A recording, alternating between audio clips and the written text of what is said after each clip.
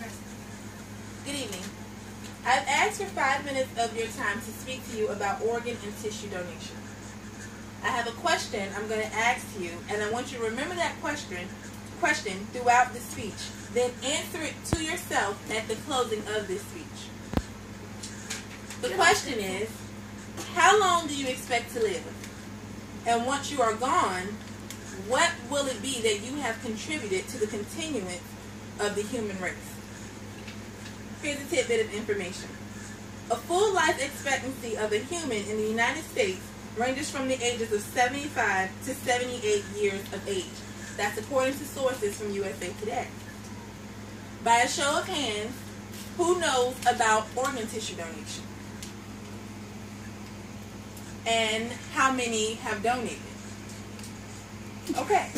With that in mind, and the question of contributing to the continuance of the human race, here's a little fact.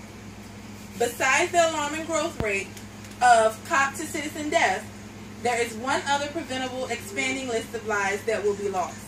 That list is the organ and tissue donating waiting list. 122,583 people need a life-saving organ transplant. Of those 100,000 people, 79,000 people are dormant on the waiting list. That leaves about 30,000 people that are on that waiting list that will not be taken care of.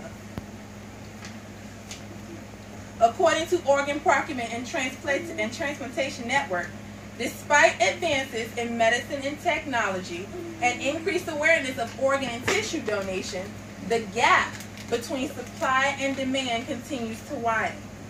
The number of people on the national waiting list continues to grow, while rates of donations stagnate. Meaning, even though we have so much medicine to take care of our human lives, the organs that we have are non-renewable resources. The reason why this list continues to grow is because there are diseases that attack these non-renewable resources. One disease is leukemia. Leukemia affects the bone marrow. Atherosclerosis causes heart attacks. Emphysema attacks the lungs. Because human organs are non-renewable, doctors and patients rely on human donors to contribute to the quality of life.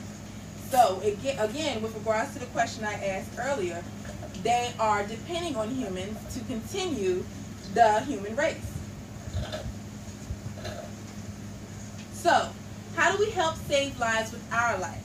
Organizations, private and public groups, also government agencies, have many different web pages or local agencies where you can sign up to be an organ donor. The more people that sign up, the smaller the list becomes. Every 10 minutes, someone is added to the national transplant list. So why wait to leave this earth to help? There are ways to help while you are still living. A human has 2 lung cavities in the body and is able to breathe and function with only one.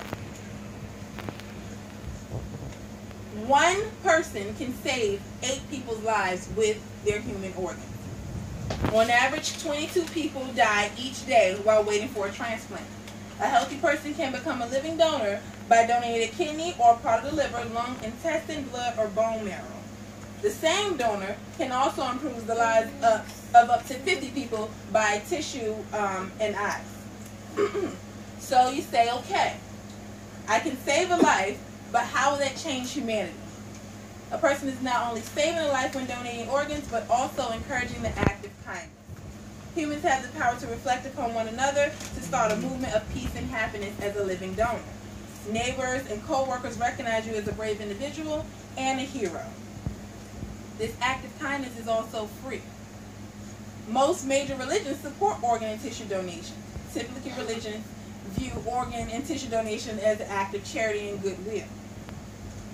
Becoming an organ donor has the advantages of preserving life, donating at any age, and it is also no cost to you. Once you've completed the task of donating an organ while you are still living, you can look at the person who had a missing piece of life knowing you have completed that. Showing humanity gives a brighter future and light to the others in the community for free. You're able to get to know the person you've donated to and also gain a lifelong friend. Death is inevitable. We will all come to that point one day. But your soul can live on through your heart beating, lungs pumping, skin glowing on another appreciative life. Your family and loved ones have a legacy passed on to another. Bring goodness and initiate courage for other people. You can give the gift of life for free. Now, think about that question I asked about contributing to the continuance of the human life and answer it to yourself. Thank you.